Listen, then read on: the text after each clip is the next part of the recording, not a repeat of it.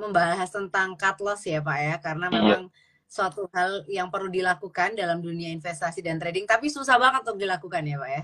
paling berat nih.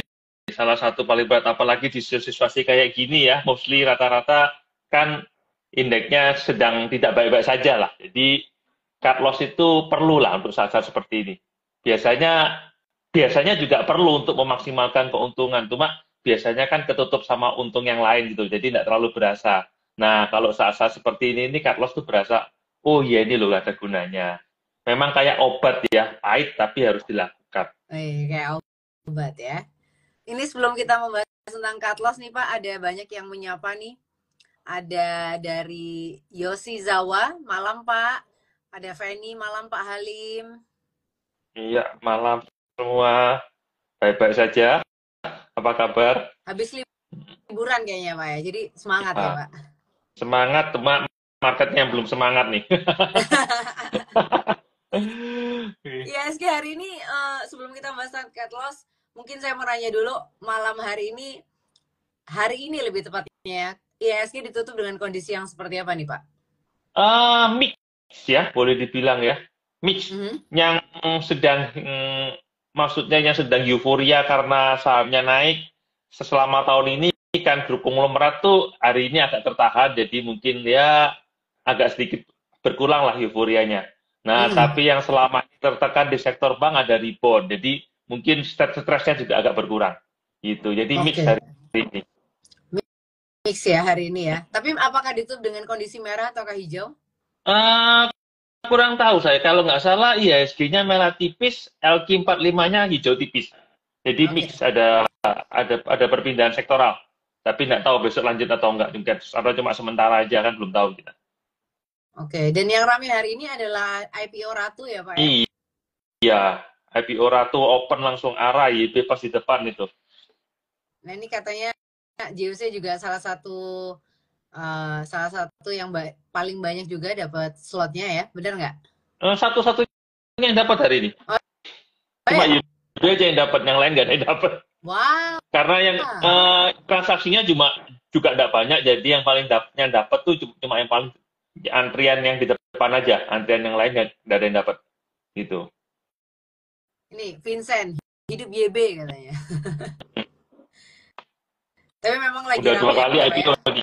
Iya, dua kali IPO ini JB selalu paling depan ya untuk hari pertama. Wah, Uh-uh. jadi congratulations dulu untuk YB ya Pak ya? Mm-mm.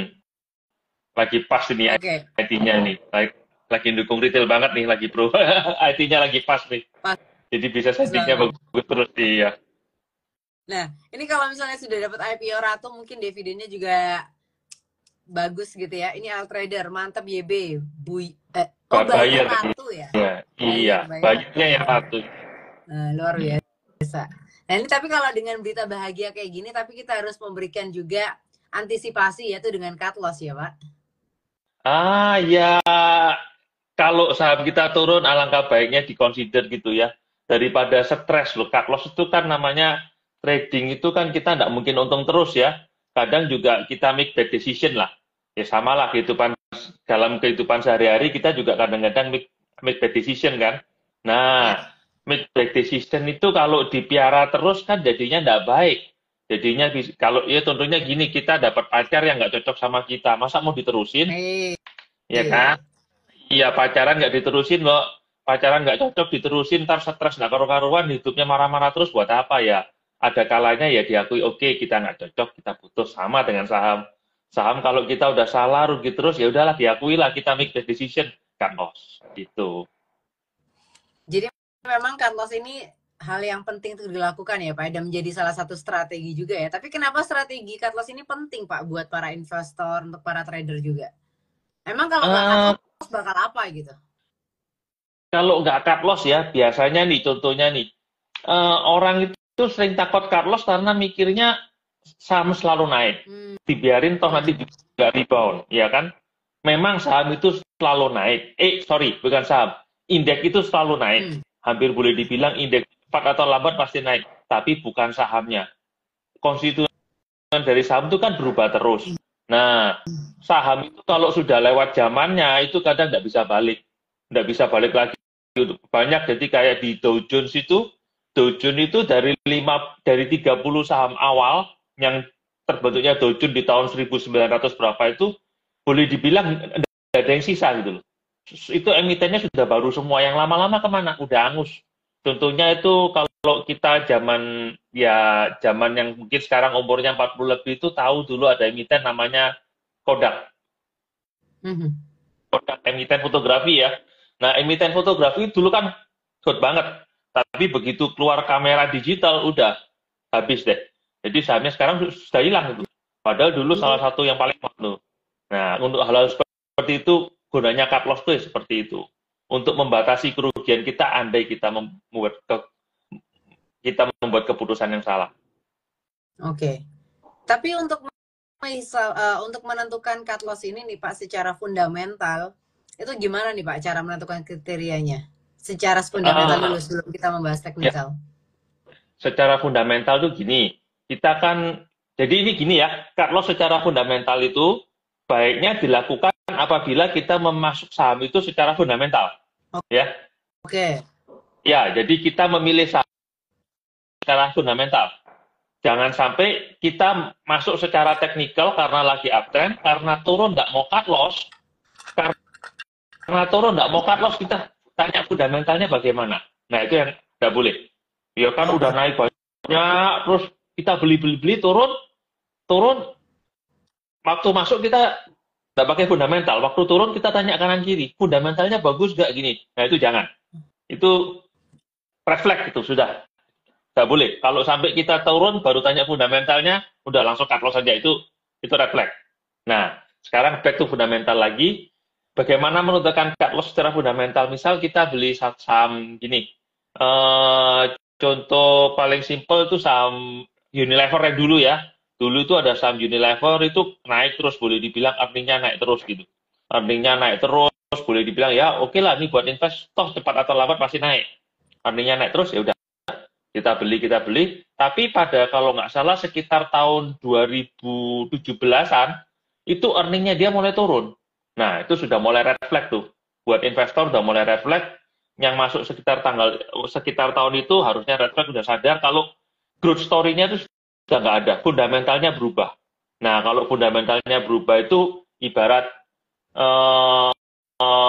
kita pacaran sama orang gitu ya, yang paling gampang lah istilahnya. Kita pacaran sama orang, terus tahu-tahu kita sadar, ini orang sukanya kok dikit-dikit bohongnya itu tahunya belakangan gitu loh. Nah, kan sudah red flag banget kan. Nah, berarti ada yang nggak beres dengan pasangan kita. Ya, itulah saatnya kita cut loss. Jadi kalau fundamentalnya mulai tidak sesuai dengan yang diharapkan gitu. Earningnya mulai turun, growth-nya mulai hilang, cash-nya mulai hilang gitu. Tiba-tiba ya secara apa yang kita harapkan waktu beli itu mulai nggak ada. Sudah di luar toleransi kita. Jadi kayak Unilever itu tahun 2017, earningnya yang dulunya setiap tahunnya growth 10%, tahu-tahu hilang. Ya, itulah saatnya Kak. Saatnya kita keluar secara fundamental. Tidak sesuai. Ya, gitu. Atau contoh lain kayak semen Gresik gitu. Semen Gresik itu dulu boleh dibilang tiap tahun naik ya, harganya sampai 17.000 kalau nggak salah. Nah, sampai 17.000 itu kan net profit marginnya dia 30% lebih. Nah, tahu-tahu tahun 2014 ada 2014 ada pengumuman harga jual semen diatur oleh pemerintah. Jadi net profit marginnya dari 30% langsung drop jadi cuma 10%. Nah, sudah dapat banget itu harus cut loss itu sudah. Kalau kondisi seperti itu fundamentalnya berubah harus cut loss. Bayangin kalau kita tidak cut loss dari 17.000, andainya kita cut loss waktu itu di 15.000, kan masih oke. Daripada sekarang 3.300 kalau nggak salah terakhir ya. Dan itu pun banyak orang kanan kita masih bilang masih belum layak invest karena valuasinya belum masuk. Ya, itu contohnya gitu, menghindari stres lah.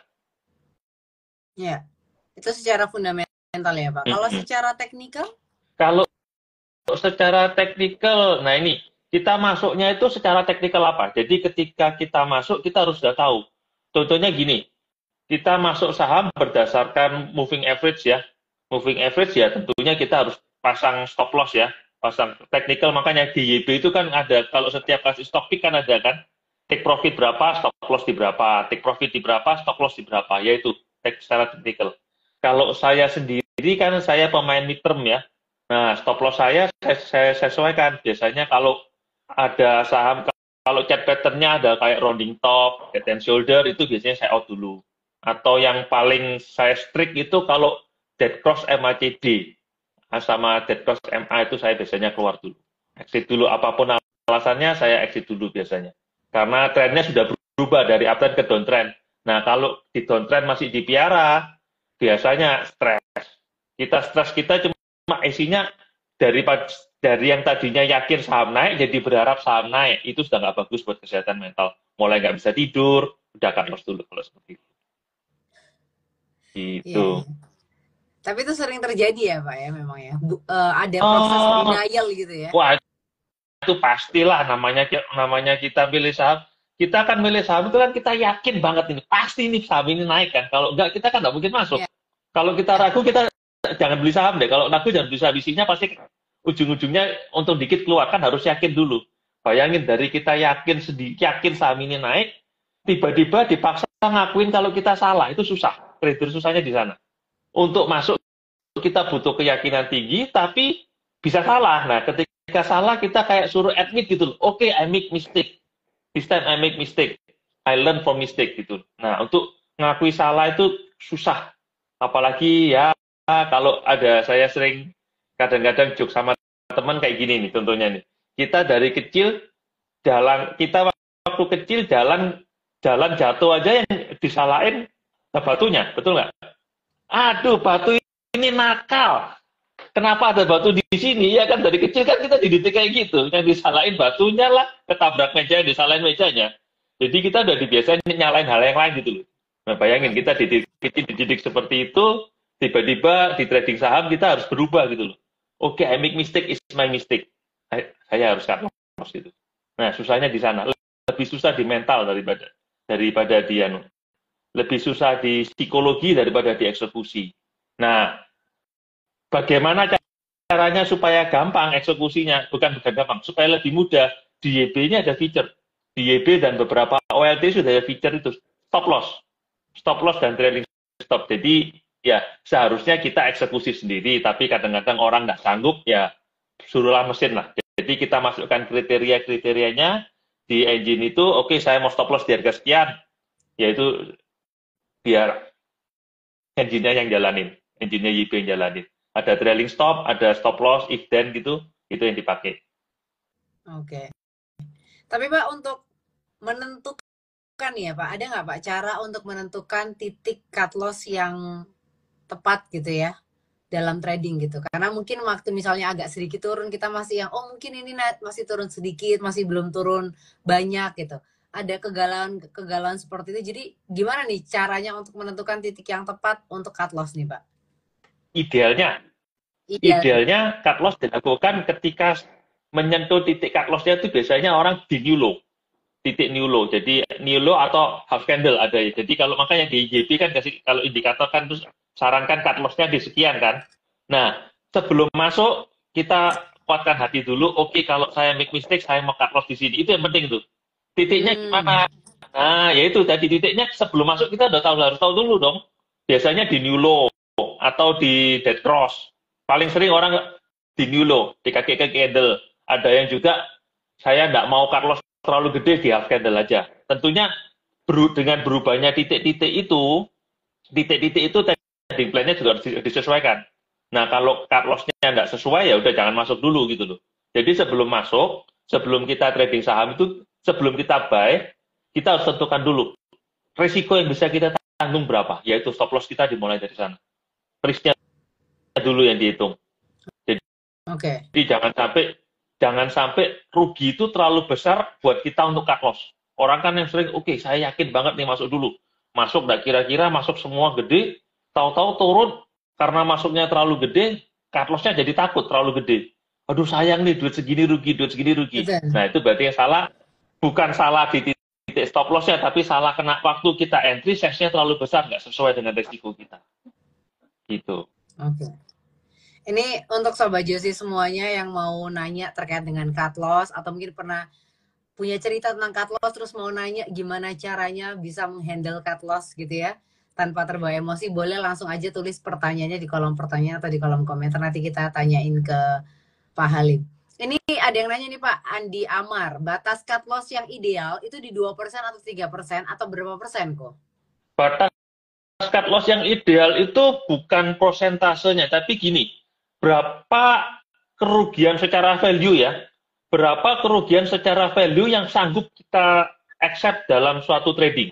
Jadi misal gini, ada yang bilang value 2% dari total equity, ada yang cuma bisa 0,5% dari total equity. Jadi misalnya gini, equity kita 100 juta gitu. Total equity kita 100 juta, ada orang yang sanggup, oke, dalam trade ini saya sanggup rugi 2 juta. Tapi ada yang merasa, wah 2 juta terlalu gede, saya maunya maksimum 500 ribu. Nah, kalau 500 ribu ya kita sesuaikan dong. Seandainya kita beli, gini, seandainya kita beli saham 1 juta kan, 1 juta seharga 100 kan, saham 100 harga 1 juta. Kalau kita risk-nya cuma kalau stop loss-nya misalnya harga 100, stop loss-nya secara teknikal di harga 95. Jadi kan 5% kan resikonya kan. Nah 5% ya kita jangan masuk 1 juta semuanya dong. Resikonya jadi 5%. Kita kan maunya cuma 2%. Sahamnya kita kurangi masuknya. Kita sesuaikan dengan resiko cut loss-nya itu. Jadi idealnya itu bukan di angka berapa persennya, tapi di berapa persen kerugian yang bisa kita terima, lalu sesuaikan dengan prosentase ruginya itu. Prosentase ruginya saham itu. Yaitu jadi masuknya disesuaikan. Jadi bukan batas cut loss-nya, tapi berapa rugi yang bisa kita terima. Oh, oke. Karena dengan kita menentukan batas kerugian yang bisa kita terima itu, kita jadi bisa tahu masuknya berapa gitu ya Pak? Masuknya berapa, iya. Itu yang sering kalau di SP-nya Pak Hardian itu kan ada value kan, ada value angkanya berapa juta, yaitu buat ngitung itu. Jadi jangan sampai gini, oke saya mau 2%, tapi masuknya 100 juta. 2%-nya 2 juta, waduh, udah sanggup rugi segitu, kan stres kan jadinya kan. Gitu, jadi value berapa rugi yang bisa kita terima. Oke. Berapa value kerugian yang bisa kita terima gitu ya. Nah ini kalau misalnya sudah terlanjur kebablasan, itu gimana Pak? Karena mau cut loss jadi galau, ini pertanyaan dari Pauli. Ini sering terjadi. Hal seperti ini sering terjadi. Sering banget, saya juga sering terjadi banget. Caranya gimana? Nah ini, harusnya tetap out. Tetap out, berarti kita membuat 2 mistake. Mistake pertama, kita salah masuk. Mistake kedua, size kita plan kita salah. Jadi yang sering kejadian gini, gap down. Betul nggak? Jadi kita gap down. Jadi misalnya gini, kayak yang brand tempo hari itu, ada orang pasang stop loss di 8.500, di 9.000. Sorry. Ada teman pasang cut loss kalau balik di bawah 10.000 dia out. Ternyata brandnya dari 10.000 berapa itu langsung ke 8.000. Nah, caranya gimana? Wah, itu sakit itu. Dia gimana? Keputusannya dia, oke lah, saya cut loss pelan. Ini berat. Nah, ini berat. Size ruginya terlalu gede. Jadi caranya dia gimana? Yang benar kan out semua, tapi susah. Keluar pelan-pelan, di cut loss pelan-pelan sampai ketika ada profit di tempat lain gitu. Memang susah, tapi sering kejadian. Jadi ya tetap harus tetap keluar, tapi cut loss-nya mungkin bisa waktu tunggu rebound dikit gitu. Tapi intinya tetap out. Dan satu hal yang perlu diingat, kalau average down jangan digabung, dianggap itu trading baru. Harusnya nggak boleh average down, tapi kalau gap down-nya terlalu kenceng kan orang-orang kadang-kadang average down dulu ya. Nah, itu harus dianggap separate trade. Gitu. Trade yang terpisah. Jadi, cut loss dulu, nanti perkara masuk lagi itu trade yang terpisah. Gitu. Jadi, salah satu caranya adalah dengan cut loss pelan-pelan ketika ada rebound dari saham yang lain. Iya, dari saham itu kalau dari menyesuaikan lah. Supaya mental kita juga nggak terlalu sakit gitu loh. Kalau langsung cut loss terus rebound kan sakit kan kalau terlalu dalam cepet gitu. Di cut loss saja pelan-pelan gitu loh. Salon strength pelan-pelan. Ya. Tapi kalau dalam pacaran Pak, biasanya kalau putusnya pelan-pelan gitu ya, udah putus tapi masih chatting itu makin sakit Pak biasanya. Di ghosting dulu dong, yang mutusin kan kita. Biasanya di ghosting dulu. Ini udah terlalu lama coba ikut. Iya kan, cut loss-nya pacarannya sudah lama. Ya udahlah saya coba menjauh bisa nggak gitu, ghosting lebih bagus nggak gitu kan. Iya. Ya Wah, kasihan pasangannya kayaknya, sih kalau di ghosting. nah Pak Halim kayak jago nih dalam hal relationship nih kayaknya nih ya. Oke, ini pertanyaan selanjutnya ya Pak ya. Dari backpacker trader nih Pak. Gimana caranya nahan untuk TP? Karena kan pengen segera direalisasi sama sama lo mentalnya TP sama cut loss katanya. Betul sekali, exitnya sama. Kalau secara trading, exit untuk cut loss dan TP itu sama. Cut profit dan cut loss itu mirip sih. Biasanya pakai trailing stop. Nah, gini, kalau orang ada dua macam ya. Kalau cuma yang in out yang scalper, kalau TP ya TP aja kan scalper kan tradingnya pendek-pendek kan. Kalau sudah ada target dekat resisten ya udah in out ya pasang aja jualnya gitu loh. Nah, tapi saya rasa yang dimaksud dengan backpacker trader itu swing trading ya. Swing trading yang gimana keuntungannya bisa kencang banget. Caranya gimana? Pakai trailing stop. Jadi misalnya kan ini kan asumsi sahamnya uptrend kan. Saham uptrend tuh jarang banget sampai turun kenceng tuh jangan.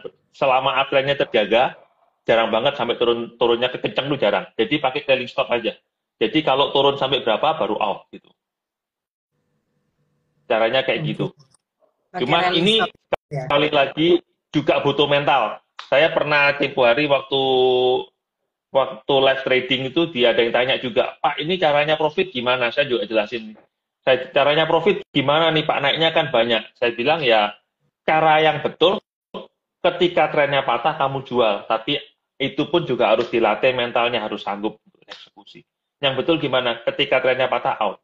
Cuman kadang-kadang kalau udah biasa sih saran saya sih kalau naiknya sudah terlalu banyak seperti yang sekarang ini brand ini kan sudah naik terlalu banyak kan, naiknya udah dari 7.000, 8.000 dan naik hampir 20% lebih kan, sudah banyak kan.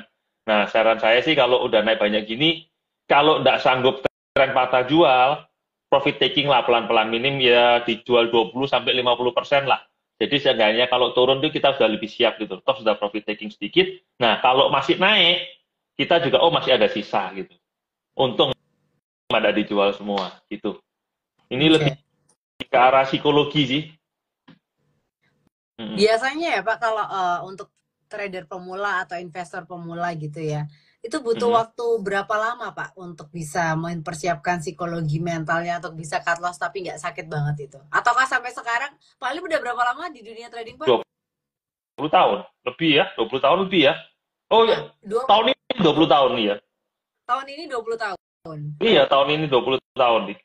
Wah, ini Pak Halim 20 tahun di dunia trading, apakah sampai sekarang kalau cut loss masih galau, masih sakit Pak? Masih. Kan Oh, size-nya tambah lama tambah besar juga kan. Size-nya kan tambah lama tambah besar. Kalau size yang dulu sih enggak, sudah biasa. Tapi kalau kan kita invest kan growing terus kan. iya, Nah, ya masih lah. Cuma ya udah sebagian besar sudah enggak terlalu mikir. Cuma kadang-kadang kalau terlalu besar juga ya masih sakit lah. masih sakit ya. Ya Butuh waktu berapa caranya lama gimana Pak? ya? Apanya?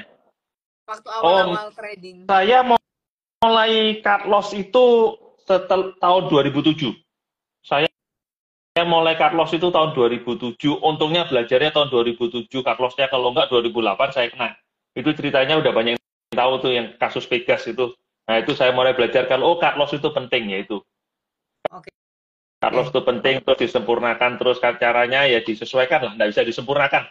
Kita cuma bisa melatih mendekati sempurna tapi sampai kapanpun teknik cut loss itu nggak akan sempurna gitu loh. Namanya juga psikologi ya. Ya. Ya lama-lama bisa lupa gitu loh. Ya udah ya biasa lah lama-lama salah cut loss sudah biasa gitu. Oke, jadi membiasakan diri untuk cut loss Semakin ya. sering cut loss semakin biasa kok. Tapi jangan, nah ini orang yang selalu sering ya, karena terlalu biasa cut loss turun dikit dikat, turun dikit dikat. Jadi Trauma. portofolionya nggak perform. Iya, portofolio jadi nggak perform. Karena terlalu sering rugi, akhirnya belajar cut loss kan. Nah, karena belajar cut loss dia takut turun dikit out, turun dikit out. Nah, itu juga nggak boleh. Jadi nanti stepnya setelah berani cut loss, stepnya untuk yang berikutnya itu menentukan titik cut loss yang pas tuh gimana. Buat dirinya kan, itu kan psikologi. Risk yang bisa ditoleransi dia, dan bagaimana implement itu ke teknikalnya market. Jadi misalnya gini, contoh yang tadi tanya, cut loss itu berapa persen? 2% atau 3%? Nah, 2% atau 3% itu kan yang menentukan kan nanti kan ditentukan dengan titik cut loss kita kan. Kadang-kadang yang sering kejadian, sebentar ya. Yang sering terjadi setelah cut loss rebound. Berarti kan cut loss-nya salah kan. Nah, untuk next cut loss-nya disesuaikan lagi. Ternyata saya salahnya di sini. Titik cut loss kita, titik cut loss-nya terlalu dekat, harus dirubah lagi gitu. Jadi penyesuaian lah. Jangan karena cut loss rebound diterus-terusin gitu loh. Lama-lama juga habis karena rugi kecil-kecil itu. Oke, maaf. Oke. Nggak apa-apa. Minum dulu aja Pak, nggak apa-apa Pak. Oke. Gitu memang kalau ngomongin tentang cut loss ini sebuah psikologi tadi ya. Iya. Dimana kalau psikologi itu ada banyak faktor juga. Jadi memang benar kata Pak Halim tadi, tidak bisa sempurna, tidak ada cut loss sempurna, tapi belajar terus disempurnakan gitu ya Pak. Nah, ini ada pertanyaan dari Eni Kamsir. Ibu Eni ini nanya, kalau habis jual naik banyak, apakah harus kejar atas Pak? Kalau sudah, loh, itu kalau, ini ada dua pertanyaannya Bu Emi. Kalau sudah rugi 50%, apakah masih? Oh, ada lagi ya pertanyaannya Pak? Dari orang yang sama. Ya. Oke, saya gabung aja deh. Ini, kalau habis jual naik banyak, apakah harus kejar ke atas? Ini kenapa dulu ini? Alasannya fundamental atau alasannya teknikal? Kalau alasannya teknikal ini yang diperlukan dari teknikal itu bukan harganya naik, bukan di harga berapa ya, tapi setelah harga kita masuk itu bisa naik atau enggak. Jadi kalau secara teknikal saya sih tidak terlalu peduli ya. Kalau saya cuma trading, saya tidak peduli saya masuk di harga berapa, itu murah atau mahal. Yang penting secara teknikal masih bisa naik, ya saya masuk. Jadi kalau habis dijual naik banyak, kalau mencapai titik breakout ya saya masuk lagi. Seperti Pani itu yang tempo hari saya keluarkan, habis itu kapan masuk? Ya, kalau breakout lewat 19.000 ya saya masuk lagi gitu. Jadi kalau secara teknikal biarpun naik jual banyak, ya tetap harus dikejar. Kalau teknikalnya bisa naik lagi ya. Jadi bisnya itu bukan karena kita rugi untuk balas dendam kita buyback, bukan. Karena sahamnya kita beli karena sahamnya bisa naik. Bukan karena kita mau balikin saham kita. Gitu. Jadi intinya itu kita beli karena sahamnya bisa naik ya. Bukan karena kita habis cut loss terus naik, kita cut loss lagi. Intinya itu. Nah, kalau secara fundamental kita harus tanya lagi, ini saham bisa naik nggak Mas ya secara fundamental? Masih bisa growth nggak? Kedepannya valuasinya masih bisa naik nggak? Kalau enggak ya sudahlah. Buat apa dikejar gitu loh. Toh endingnya juga sama. Nanti kalau sahamnya masih downtrend, kita habis cut loss karena rebound kita beli lagi, terus downtrend lagi gimana? Ya tentukan dulu kapan kita mau beli kalau sudah uptrend. Gitu. Okay. Ini pertanyaan selanjutnya dari Bu Eni Kamsir ya Pak ya, tadi yang udah dibacain juga sama Pak Halim. Kalau sudah rugi 50%, apakah masih cut loss Pak? Kalau sudah rugi 50%, apakah masih cut loss? Nah ini memang, kalau sudah rugi 50%, untuk balik itu kita harus untung 100%. Hal yang berat, harus diakui berat. Tapi ya contohnya kayak kalau sahamnya sudah nggak ada prospek, ya apa boleh buat, harus di cut loss juga gitu loh. Memang pahit berarti ada yang salah dengan strategi kita. Kalau sahamnya udah nggak prospek, ya udahlah mulai di cut loss pelan-pelan. Ketika ada profit di tempat lain, mulai direalisasikan cut loss-nya pelan-pelan, kayak gitu sih. Daripada contohnya kayak semen gresik, bumi gitu kan, turunnya sampai kira-kira gitu, ya sudahlah. Mau gimana lagi kalau nggak di cut loss? Nggak di cut loss, nanti turun lagi 50%, dari turun lagi jadi 70%, malah untuk rebound butuh 200%. Berat kan? Itu. Ya, jadi kalau sudah rugi 50% pun harus belajar cut loss, tapi pelan-pelan aja ya Pak ya? Ya, harusnya kan semua, cuma nggak semua orang bisa accept. Nanti jeleknya apa? Gini, kalau kita nggak siap mental untuk cut loss ya, contoh saham dari 5.000 turun ke 5.000, kita nggak siap untuk cut loss.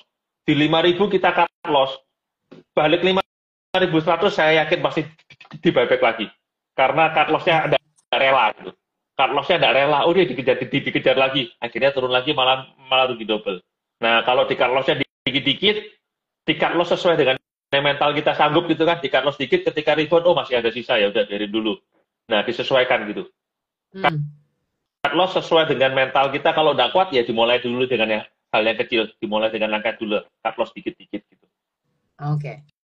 Cut loss sesuai dengan kesiapan mental kita. Iya. Itu is good things ya, Soal Pak.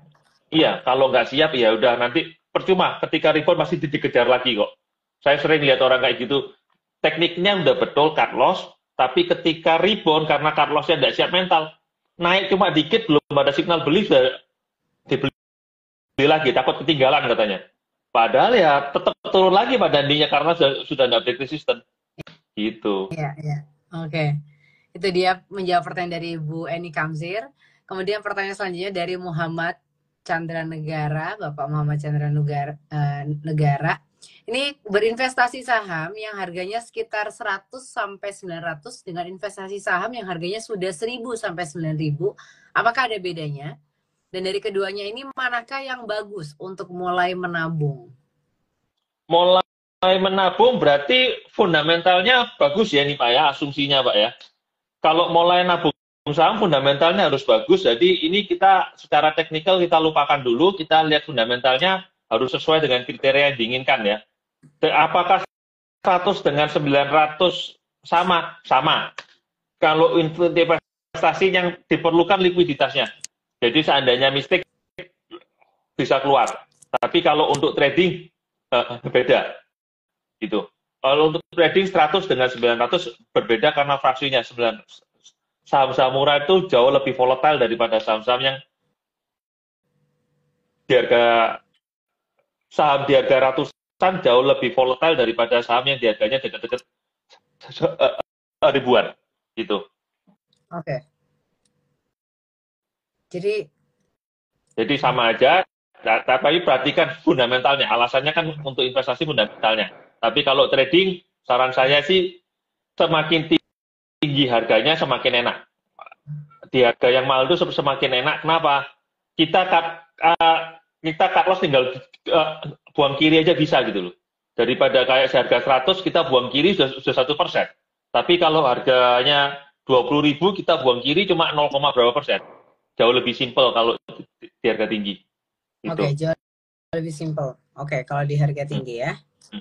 Oke. Kemudian pertanyaan selanjutnya nih Pak, sebentar. Ini dari Vincent Van de Setio. Ini nanyain, Pak, izin nanya SMRA. Fundamentalnya bagus. F-nya bagus, tapi technical drop terus. Apakah sekarang sudah bottom bisa membalikan arah atau cut loss? Terima kasih. SMRA nih Pak, tentang SMRA. Nah ini, apakah cut loss? Nah ini kembali ke strategi masing-masing ya. Cut loss-nya karena fundamental bagus, berarti ini masuknya teknikal atau fundamental? Bisa juga jadi bingung. Kalau secara teknikal kan harusnya, kalau secara teknikal ya, ini dia sedang proses bottoming.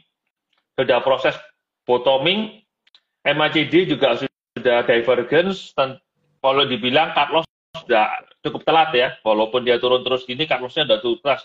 Cut loss-nya sebenarnya itu signal pertama di 600, kalau telat lagi sinyal kedua di 520, itu cut loss yang kedua itu. Nah di sini apakah perlu cut loss lagi?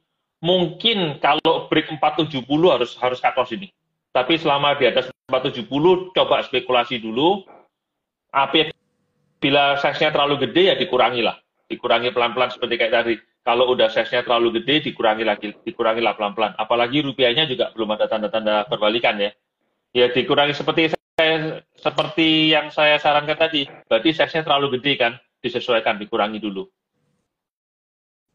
Okay. Healing dulu lah. Kita kan healing dulu lah. Jadi biar nggak terlalu stres. Oke, healing dulu. Ini menjawab pertanyaan dari ini Pak Vincent komen nih Pak, sideways di bawah dulu ya Pak sepertinya. Sepertinya sideways di bawah dulu dengan catatan nggak break 470. Saya rasa sih harusnya kecil kemungkinan break 470, tapi kalau rupiahnya dijebol ke atas ya kemungkinan break 470 itu ada gitu loh. Nah ini saran saya buat Pak Vincent ya, seandainya cut loss jangan masuk sebelum dia lewat 520.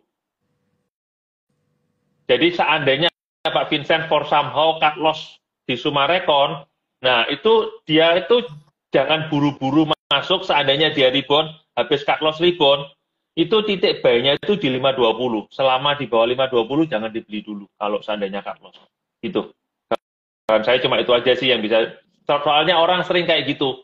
Habis cut loss, tahu-tahu rebound kan, dibeli, padahal belum break resisten, turun lagi, akhirnya stres lagi, cut loss lagi gitu loh nanti endingnya. Ya, jadi kalau untuk sekarang sektornya lagi jelek nih, sektor properti lagi jelek, memang ada tanda-tanda sideways mau bottoming ya, tapi kan belum confirm reversal. Dia confirm reversal tuh kalau lewat 520. Jadi kalau mau re-entry di atas 520 seandainya cut loss. Itu aja sih pesan saya sih. Oke. Ini Pak Vincent bilang thank you katanya. Sama-sama Pak Vincent. Kemudian ini ada pertanyaan Pak dari, tadi kan tentang SMRA ya Pak, sekarang ada nanya tentang MDKA dari Pak Johan Muktaridi. Malam Pak, Iya. ini MDKA, apa ada peluang rebound ke 2.300 lagi? Mau cut loss masih berat, ambil di angka 2.100. Aduh, ya ini contohnya tadi, ini kan cut loss-nya telat ya. Saran saya sih, mulai di cut loss dikit-dikit lah Pak. Kalau misalnya punya 10 lot, coba di cut loss 1 lot dulu, masih turun atau enggak. Kalau enggak turun, diem dulu gitu aja. Saran saya sih ya. Apakah ada peluang secara valuasi? Masih belum ya. Secara valuasi masih belum, masih cukup tertekan dia, MACD-nya weekly segala masih tertekan. Cuman hari ini volumenya gede, ada kemungkinan dia bottom, tapi overall juga masih berat sih ini sih. Overall masih berat, overall technical-nya masih downtrend berat. Ya mungkin bisa kalau ada naik-naik bisa mulai dikurangi pelan-pelan. Kalau mau nunggu 2.300 kok kayaknya berat ya, lebih baik di switching lah. Nanti kalau ketemu saham yang uptrend, diganti ke saham yang uptrend. Gitu. Oke, ini terkait MDKA ini Bu Emni Kamsir juga nanya nih Pak, MDKA technical supportnya di berapa Pak? Belum kelihatan. Belum. Karena dia habis Niulo-nya tajam ini. Niulo-nya tajam banget, earning-nya juga masih merah, sementara jangka pendek belum kelihatan ya. Praktis belum kelihatan support nih, dia masih turun terus nih. Secara fundamental juga masih belum kelihatan supportnya.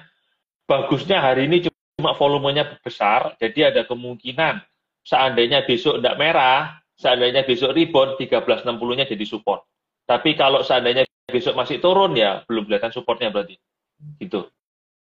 Oke, itu menjawab pertanyaan dari Ya, Ibu Eni coba Kamsi mulai dan juga pelan-pelan lah, ya. Dan ini satu lagi, kalau seandainya cut loss, sebelum balik ke 1.600 jangan di buyback. Gitu. Jadi gitu, setelah kita cut loss, sekarang kan sering bingung kan, nanti kalau naik lagi gimana? Nah ini, setelah kita cut loss tentukan dulu. Jadi kebalikannya kalau kita trading kan, kalau kita trading kita beli ada take profit, ada cut loss kan. Nah, ini kebalikannya, setelah kita cut loss, kita mau buybacknya itu di mana? Kira-kira, tentukan dulu. Jadi kalau kayak ini kitnya MDKA kan, kalau kita cut loss nanti kita buybacknya seandainya dia lewat 1.600. Seperti itu. Oke, ini tadi kan Pak Halim bilang kalau MDKA itu turunnya tajam ya Pak ya? Iya. Nah ini pertanyaan terkait dengan hal itu, nih ada pertanyaan dari Pauli. Kalau turun tajam, jika ada dana itu lebih baik di cut loss atau di average nih Pak, kalau turunnya tajam? Ini saya lebih suka kata-katanya Warren Buffett ya ini ya. Warren Buffett tuh sering bilang gini, kalau kita sudah lihat lubang, jangan digali tambah dalam, udah jangan di average down. Average down itu kan berarti kita nambah posisi yang salah. Kalau salah ya diakui salah lah, jangan bilang oh ini salah karena saya beli kemahalan, ini saya sekarang murah. Jadi jangan mencoba mencari pembenaran tentang apa yang kita perbuat dengan salah. Salah ya salah gitu, diakui dulu aja. Jadi jangan dianggap average down ya. Nanti kalau average down rata-ratanya diambil di tengah jadi bingung lagi nanti. Yang boleh dilakukan apa? Trading modal baru, itu boleh itu. Trading modal baru, oke, saya mau trading ini, cut loss-nya di sini, tapi jangan dihubungkan dengan yang lama. Yang lama tetap harus di cut loss. Average down itu tidak direkomendasi sih. Sama aja salah, tetap diterus-terusin gitu loh. Oke, jadi gitu. Kalau turun tajam lebih baik di cut loss ya Pak ya? Sebaiknya kalau udah turun tajam, tunggu rebound di cut loss. Tapi intinya kita make mistake, harus cari cara exit-nya gimana. Oke. gitu. Ini Pak Paul bilang MDKA berjemaah, saya MDKA juga kena. Ternyata tadi Bu Erni, Pak Iya, Johan, Pak banyak yang Paul kena. ini kena MDKA semua ya Pak. MDKA, MBMA itu banyak yang kena sih, saya akui sih. Emang berat Iya. sih, emang valuasinya berat, cuma waktu itu hype banget ya, sama kayak saham konstruksi yang tipe tahun 2021 itu juga kayak gitu gitu loh. Cuma emang ya kadang-kadang kalau hype gitu ya harus hati-hati lah. Makanya saya sekarang ini kan lagi hype-nya sahamnya Pak Prayogo kan. Saya selalu ingetin ke kalau teman-teman lagi main, saya sendiri juga trading ya sahamnya Pak Prayogo ya. Saya cuma ngingetin aja, kalau nanti hype-nya selesai jangan lupa keluar. Gitu aja sih. Oke. Nah, Ini sampai kejadian kayak MDKA ini terulang di kalau hype-nya selesai gitu loh. Ini kan hype selesai buyar gitu loh. Jangan sampai ini menimpa yang lain gitu loh. Kan sayang gitu loh uang kalau nyangkut-nyangkut kayak gini. iya. Ini Pak Paul bilang cut loss selalu ambil posisi baru gitu ya Pak. Cut loss ambil posisi baru dan tidak harus di saham yang sama. Oke. Tidak harus di Ya, saham yang sama. saham yang sama. Seandainya kita cut loss di perbankan, tidak harus kita beli perbankan lagi. Siapa tahu sekarang kan sahamnya Pak Prayogo lagi rame. Coba aja sahamnya Pak Prayogo gitu loh. Cari saham yang uptrend aja. Tidak harus saham. Tapi seandainya merasa ini saham perbankan lagi bottom reversal, ya udah coba aja dulu gitu. Tapi intinya posisi yang baru. Posisi baru dan tidak harus di saham. Jangan terpatok karena saya habis cut loss di saham A, saya harus untung di saham A. Itu mindset yang salah itu. Bisa aja di cover di saham yang lain gitu. Oke. Ini Pak Peter bilang setuju katanya. Nah ya Pak Peter juga pernah ngerasain gitu. Orang yang lama pasti gitu. Soalnya kalau kita berusaha balas sisa yang sama, endingnya cut loss lagi. Oke. Ini Pak Paul bilang baik, terima kasih insight-nya Pak. Ini pertanyaan selanjutnya ya Pak ya dari Judith Felicia. Malam Pak, kenapa pesan IPO Ratu udah pesan dari tanggal 2 Januari tapi kok nggak dapet ya? Waduh, ini coba tanya ke ini kita, saya tidak tahu, saya dapat semua tanggal 2 ya. Oh mungkin belum buka kali waktu itu ya. Sebentar. Saya cek dulu. Kayaknya waktu itu belum buka Ratunya. Sebentar. Ini harus cek sama Ratu ya. Cek Ratu. Offeringnya tanggal 2. Oh iya, baru dibuka tanggal 2. Harusnya sudah terima semua sih. Coba cek ke itunya sih. Coba kirim ke suggestion ya. Ya, karena banyak app-nya yang ini ya Pak ya. Banyak yang dapat juga sebenarnya IPO Ratu Iya, dan dapat YB semua ya. rata-rata. Atau mungkin cek di IPO dapatnya berapa lot ya. Mungkin bisa dicek. Oke. Ya. Oke. Sebentar, ini terkait dengan cut loss. Tadi sempat ada pertanyaan juga. Sebentar. Kak, CTRA Pak, kalau ada mau tentang CTRA. aduh. Dari Martin Lim. Oh, CTRA buy 1249 baiknya gimana ya Pak? toleransinya sampai seberapa ini? 124. Ini sudah lewat ke batas ke cut loss nih pasti ya. Nah, ini bentuknya ketika sebelum trading harusnya buka cut loss dulu. Ini kalau sudah punya CTRA gimana? Sama ini posisinya divergen semua, sama dengan kasusnya Sumarekon tadi. Pasang stop loss-nya di sini nih. Low-nya kalau di bawah 990 out dulu. Di bawah 940, sorry. Kalau di bawah 940 ada baiknya out dulu. Nanti covernya di mana? Covernya kalau dia rebound ke atas 1000. Ada 6% lah, toleransi lah daripada terus ke bawah. Tapi harusnya 940 ini sekilas cukup kuat sih. Tapi seandainya cut loss, covernya di 1000. Oke. Gitu. Jadi ini cut loss-nya untuk CTRA di 1000 ya Pak ya? Bukan. Cut loss-nya di 940. Andai cut loss nanti, iya di bawah 940. Tapi andai cut loss, buyback-nya jangan buru-buru buyback-nya kalau dia lewat 1000. Gitu. Oke. Itu tentang CTRA ya? Iya.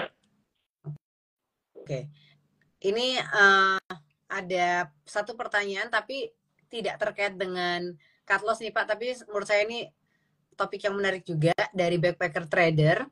kalau boleh sedikit bahas aja ya Pak ya tentang efek Indonesia gabung dengan BRICS Plus. Efeknya ke pasar saham Indonesia seperti apa nih dengan bergabungnya Indonesia di BRICS Plus?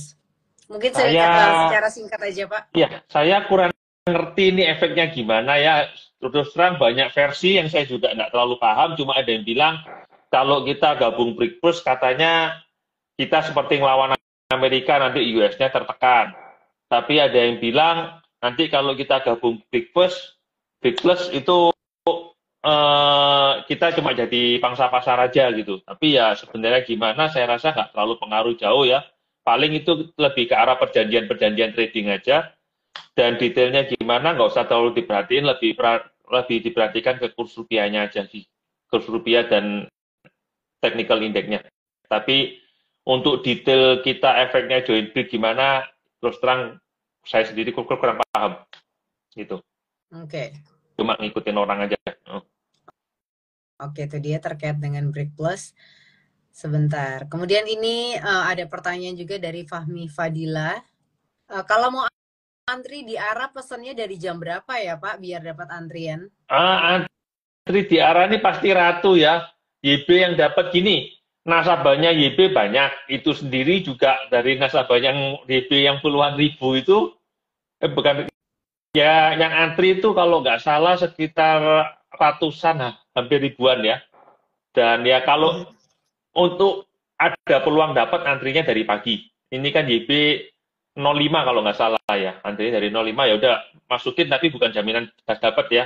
Bukan jaminan dapat. Saya sendiri juga tahu itu susah dari ratusan cuma 1%, nggak sampai cuma satu orang yang dapat ya. YB menyediakan engine yang sanggup untuk antrian paling depan, tapi nasabahnya YB kan banyak gitu loh. Iya. Yang dapat cuma satu.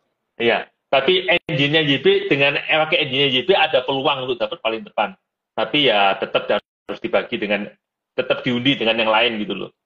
Itu. Iya. Oke. Kemudian ini pertanyaan dari Pujo Santoso terkait dengan ARA juga. Besok yang ARA IPO apa Pak? Ya ini masih kan. Oh, ARA IPO saya kayaknya sih dapatnya dikit-dikit, harusnya ARA semua sih ya.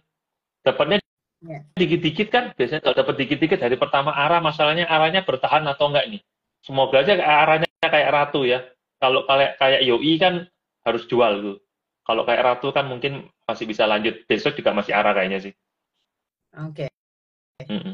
Ini terkait dengan cut loss ya Pak. Balik lagi ke topik kita cut loss. Ternyata banyak sekali cerita-cerita tentang cut loss yang banyak kegalauan-kegalauan yang terjadi. Wah, Mungkin ada pesan nggak untuk para trader nih Pak terkait dengan cut loss?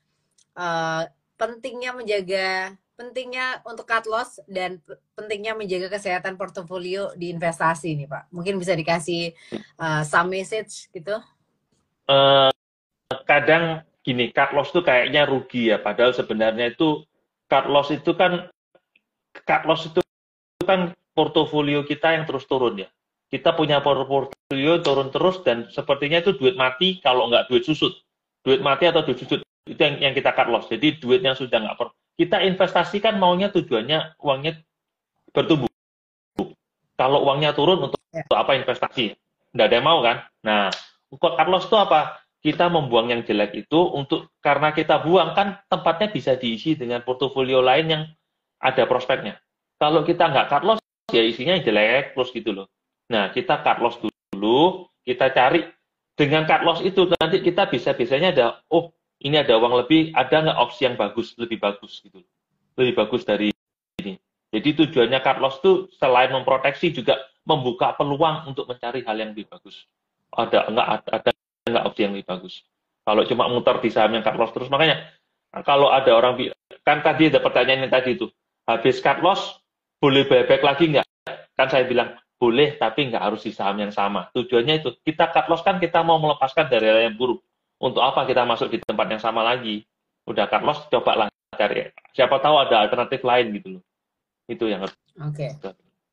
Ya, semoga dengan topik kita malam hari ini terkait dengan cut loss itu bisa membuat orang lebih berani gitu ya Pak ya untuk melihat pentingnya cut loss ya Pak ya. Karena meskipun kayaknya cut loss sering banget dibahas, tapi orang-orang tuh masih secara psikologi tuh siap nggak siap gitu. Ya, Kalau trading, ya kalau di bursa saham mau nggak mau, kita kan nggak 100% betul ya. Pasti ada salahnya. Ya, ya itu mau nggak mau harus dipelajari lah. Caranya gimana? Tega dikit lah. Nanti kalau sudah saat pertamanya emang susah. Langkah pertama selalu berat. Tapi kalau sudah dieksekusi nanti lama-lama biasa juga kok. Oke, tapi tergantung angkanya juga ya Pak. Iya, Lama-lama terbiasa, tapi karena angkanya makin gede tetap gak enak juga ya. makin gede juga tetap sakit lama-lama sama aja balik lagi. Ya menyesuaikan kan kita berhasil kan kita ngelewatin satu step tambah besar lagi, ngelewatin lagi tambah besar lagi juga challenge-nya berubah lagi gitu. Ada challenge-nya masing-masing ya. Iya. Oke. Terima kasih banyak Pak Halim untuk insight-nya malam hari ini yang menarik sekali membahas tentang cut loss karena ternyata banyak sekali orang yang curhat tentang cut loss. Ini Backpacker Trader, thank you sharingnya malam hari ini Pak Halim katanya. Sama-sama Backpacker.